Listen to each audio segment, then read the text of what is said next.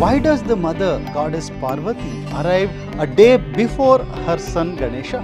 Your eyes may exist, but only with Parvati's grace can you truly see. Your ears may hear, but she gives meaning to the sound. What hidden truth about creation lies in a story of visiting her maternal home? Is the tale of Ganesha's elephant head just a myth for children, or does it conceal a profound Vedic secret? How did a quiet household festival of Ganesha explode into one of India's greatest public movements under Lokmanya Tilak, uniting Maharashtra and fueling the freedom struggle?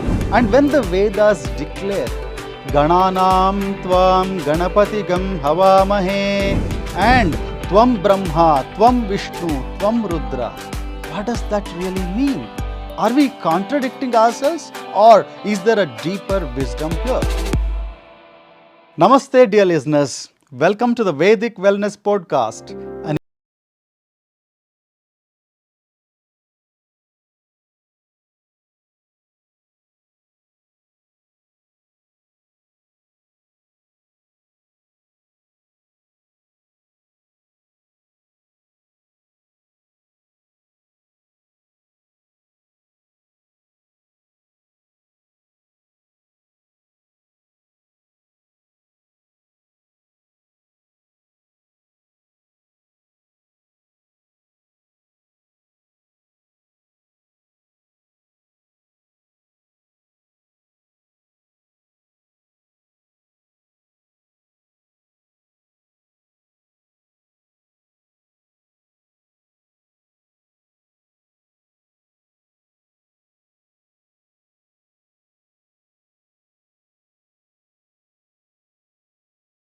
As Gowri comes to her paternal home, married women across Karnataka and South India celebrate her arrival with turmeric idols, fasting, songs, and tying of the Gowri Habba Dara.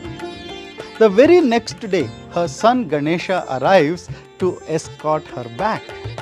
At first, this sounds like a sweet cultural custom, but hidden in this story is the profound wisdom of the Bhagavata Purana, which explains how creation itself unfolds.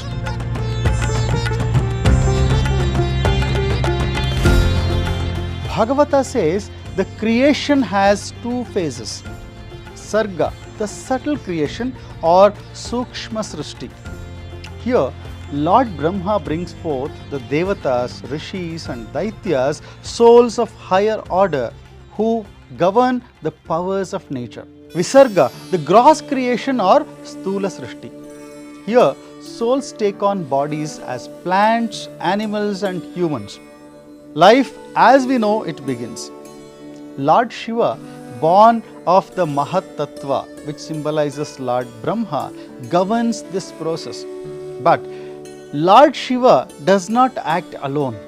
Who supports him? Parvati.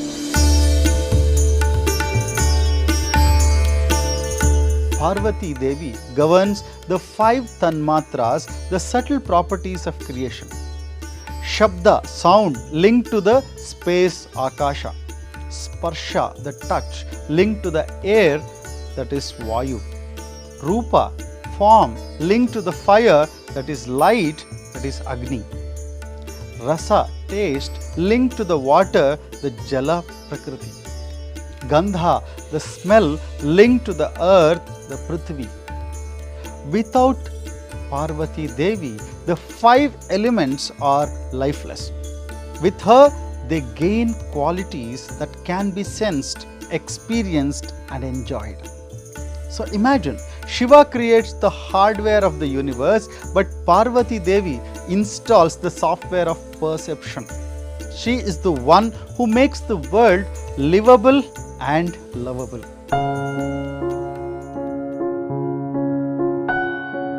Think about it in human terms.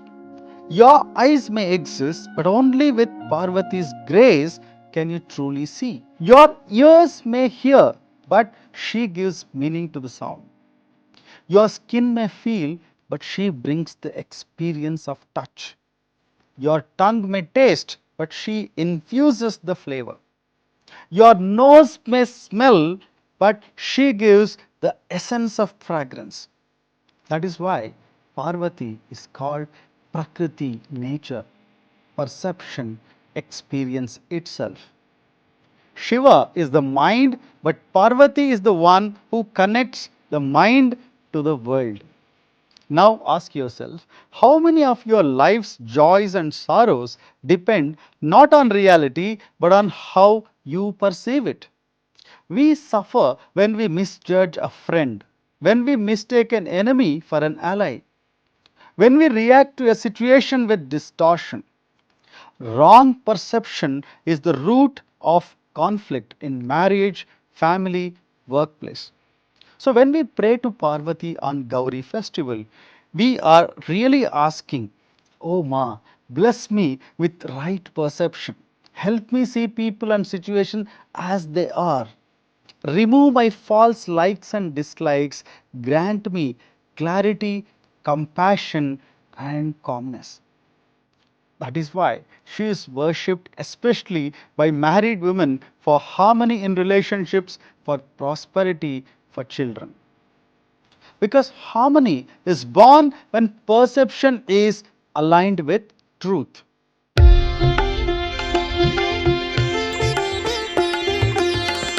There is the story how Parvati created Ganesha from turmeric paste. While many take it literally, the hidden meaning is this: turmeric, the haridra or arishina, represents purity and life force. From that purity, she shaped the boy who would guard her privacy. This is symbolic of how the mother shapes every soul, giving it both form and purpose. Even Ganesha, the mighty remover of obstacles, was born out of the perceptional power of the mother Parvati. So, dear listeners, Gowri Habba is not only about decorating idols or tying threads. It is about welcoming the mother within, the very reason that we can see, hear, taste, touch and smell. When we honor Parvati Devi, we honor our own ability to perceive rightly. And that is why she arrives first, because before any action, before any success, we must have the blessing of right perception. And the next day, her son arrives, Lord Ganesha, the Ākāśa Tattva himself, the remover of obstacles. On the second day of the festival, after welcoming the mother, it is time to welcome the son, Lord Ganesha. But pause for a moment and ask,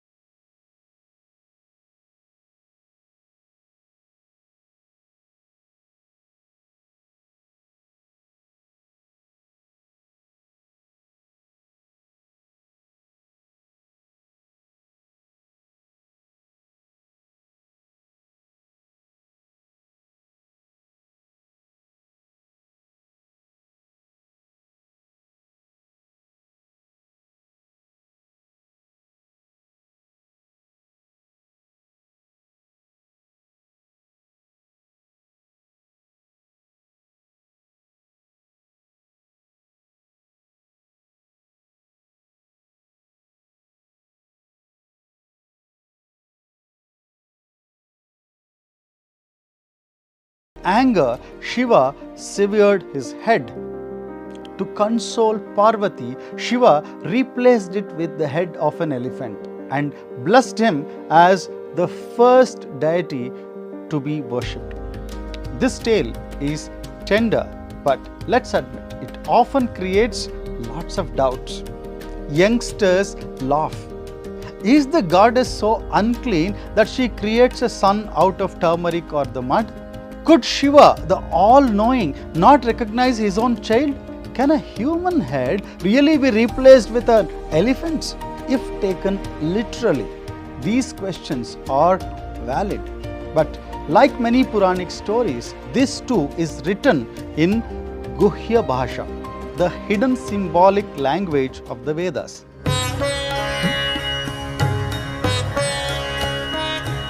The Vedas reveal Ganapati is the deity of Ākāśa Tattva, the space, the first of the 5 elements.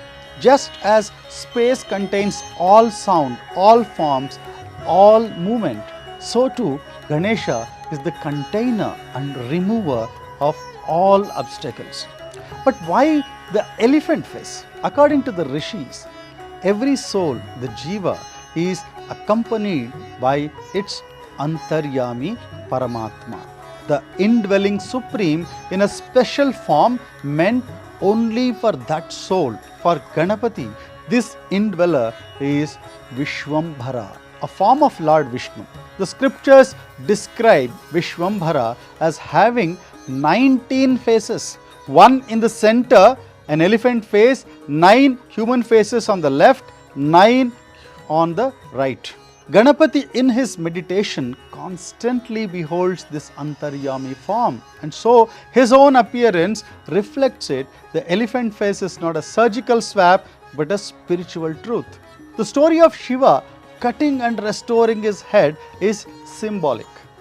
It represents how mind, the Shiva Tattva, and perception, the Parvati Tattva, comes together to manifest the firstborn space, Ākāśa, the Ganesha.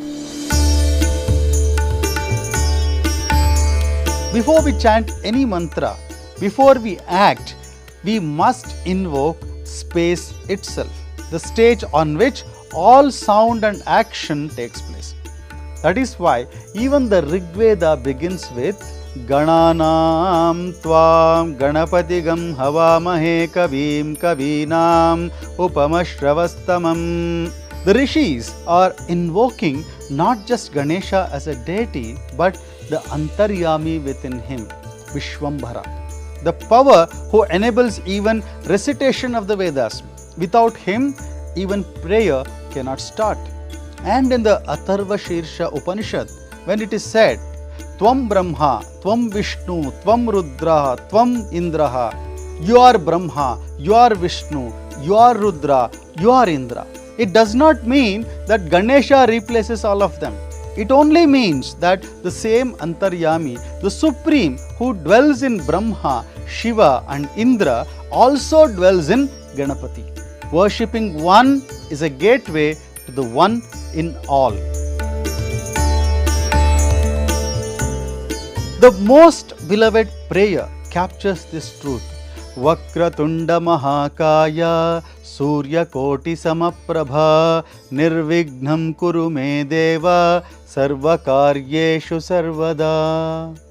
O Lord, with a curved trunk and mighty form, radiant like million suns, remove all obstacles from my path, always and forever. Here, Vakratunda, the curved trunk, represents flexibility, the ability to bend yet act powerfully. Mahakaya, the great body, represents space itself. His brilliance is the dawn of clarity, and his blessing is freedom from both outer and inner obstacles. Ganapati is also called Kshipra Prasadaya Namaha, the one who grants blessings the quickest. Why? Because he is linked to the waking state, the Jagrita Avastha, governed by the same Vishwambhara, his Antaryami, in every human and in every animal. Since most of our life struggles and actions happen in the waking state, invoking Ganesha aligns us directly with the energy that clears obstacles instantly. That is why even today, before starting a business, an exam or a journey, people whisper, Ganpati Boppa, be with us.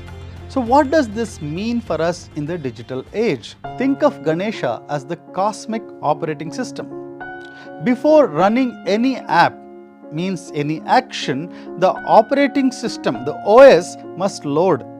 If the OS is corrupted, nothing runs smoothly. Ganesha is that OS. He clears space, loads clarity, and ensures flow. That is why Whether it's a Silicon Valley startup or a village artisan in Maharashtra, the first words are still the same: Ganpati Bappa Moria. So dear listeners, Ganesha is not just a story of an elephant-headed child. He is the principle of space, the remover of obstacles, the quickest granter of grace, and the bridge between the mind and perception. Now imagine when such a deity, already beloved in every home, was brought out into the streets, what power of unity it unleashed. In our next section, we will see how Ganeshotsav, under the vision of great Lokmanya Tilak, became the heartbeat of Maharashtra and rallying cry of Mumbai, and even a tool in India's freedom movement.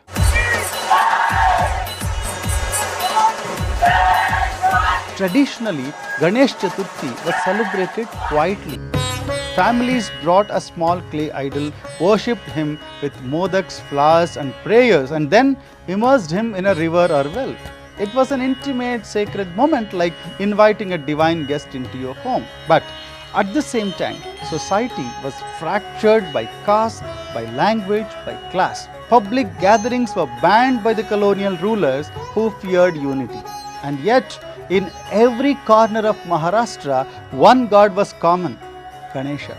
Lokmanya Tilak, a leader and visionary, saw this clearly. He asked, if Ganesha is worshipped in every home, why not bring him out into the open? Why not let him be the god who unites all across caste and creed? In 1893, Tilak declared Ganesh Chaturthi as Sarvajanika Utsav, a public festival. He called upon people of every background to gather in community halls and streets to install Ganesha idols, not just for families but for the entire neighborhoods. This was the master stroke. Under the name of Ganesha, people could gather freely. What the British would ban as a political meeting, they could not ban as a religious celebration. Soon, Ganesh Mandals sprang up across Pune, Mumbai and beyond. And these mandals were more than religious groups. They organized bhajans and aartis that also carried messages of courage and unity. They staged dramas from the Ramayana and Mahabharata that subtly conveyed the national ideals. They trained youth in talim, martial arts and physical exercise, preparing them in strength and discipline. They collected funds not only for the festival but quietly to support the freedom fighters and underground activities. Thus, in the name of devotion, a revolution was being nourished. Nowhere did this spirit shine brighter than in Mumbai. Even today, when you see the grand idols of Lal Bagcha Raja or Ganesh Gully, surrounded by millions of devotees, rich and poor, Hindus and non-Hindus, locals and migrants, you are seeing the same unity Tilak envisioned. In those early days, processions wound through narrow lanes with dhols and torches, drawing people together. And as voices rose with Ganpati Bappa Moria, Puchya Varshi Laukarya, come again soon, O Lord Ganapati. They were not just calling for Ganesha's return, they were calling for freedom's dawn. Remember, Ganesha's essence is Vignaharta, the remover of obstacles. For a nation under bondage, colonialism was the greatest obstacle.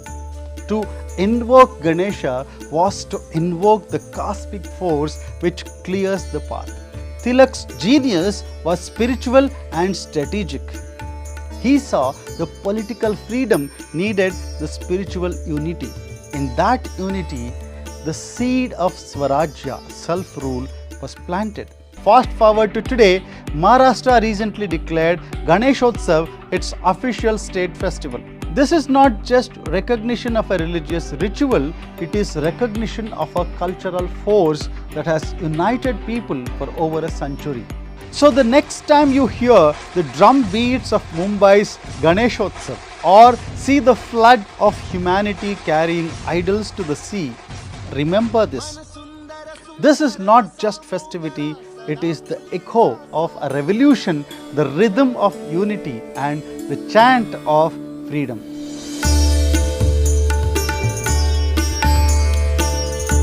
Now, let me ask you a set of questions that often trouble many seekers today. Why do the Vedas begin with Ganapati? And why do we say Ganapati is Brahma, Ganapati is Shiva, Ganapati you are the Indra, Ganapati you are the Agni? Isn't that contradictory? On Ganesha Festival, we say he is everything. Then on Shivaratri, we say Shiva is everything. And on Vaikunta Ekadashi, we say Vishnu is everything. Are we just flattering whichever god we worship? The answer is not hypocrisy. It is a subtle truth that rishis discovered, and it begins with the Rig Veda. Gananam tvam ganapatigam havamahe kavim kavinam upamashravastamam. Gananam means all of the ganas, all the jivas, the living beings. Ganapatim, the Lord, owner, the Pati of all the jivas, the jiva ganas. Here, Ganapati is invoked as the Antaryami, the supreme indweller within all beings, the one who powers every action. And that Antaryami form within Ganesha is none other than Vishwambhara, a form of Lord Vishnu. So before chanting anything else, the rishis first acknowledge that without the Antaryami who powers my speech, even this chant cannot proceed. That's why Ganpati is Prathama Puja, the first worship, not because of flattery, but because without invoking the source of power within, nothing can be completed.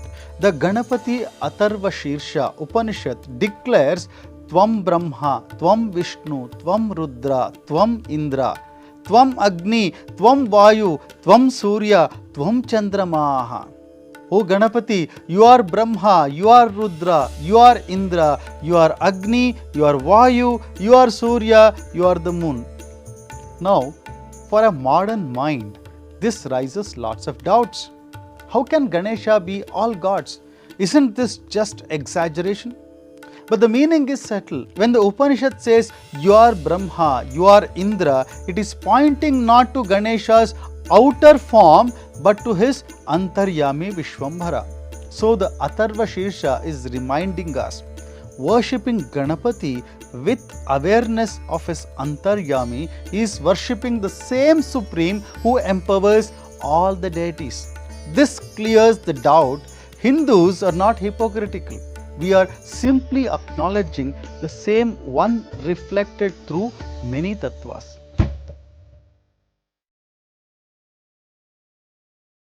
The scriptures then paint his form to teach us. His large ears remind us to listen more and filter the truth from noise. His small eyes teach focus. His almighty belly shows the capacity to absorb and digest all experiences. And his curved trunk shows adaptability to pick both the small and the great tasks. His mouse vehicle, Mushika Vahana, symbolizes the restless desire which under his control becomes an obedient servant. This is not primitive mythology, it is practical psychology wrapped in sacred imagery.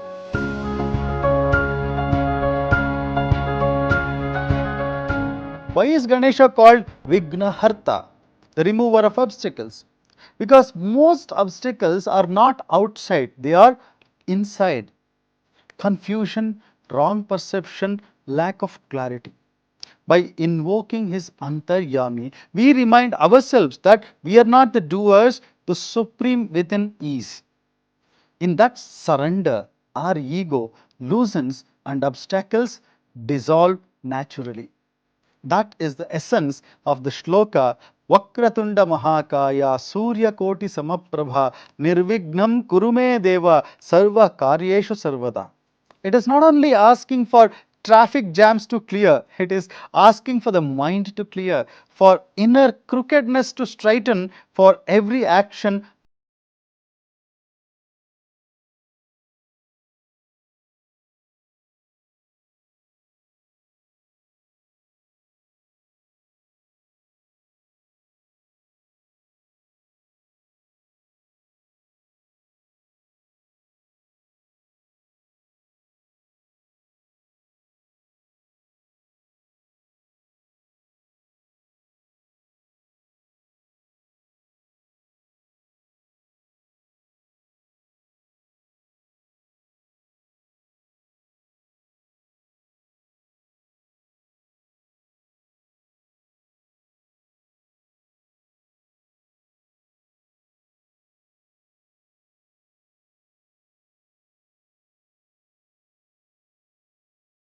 is the story of mother and son, of perception and space, of unity and freedom, and of the Vedic truth that one Supreme dwells in all. On behalf of the Super Soul Foundation, thank you for joining us for this special Vedic Wellness Podcast. If this touched you, share it with your loved ones. Let devotion flow not just in temples but through the digital world too. And as you step into your next journey, whether it's a new project, a new relationship, or a new day, remember to begin with Him. Vakratunda Mahakaya, Surya Koti Samaprabha, Nirvignam Kurume Deva, Sarva Karyeshu Sarvada. May Gowri bless you with right perception. May Ganesha clear your path of obstacles. May unity guide your community, and may the Supreme Antaryami power your every action. Ganpati Bappa Moria. Jai Gowri Mata Ki.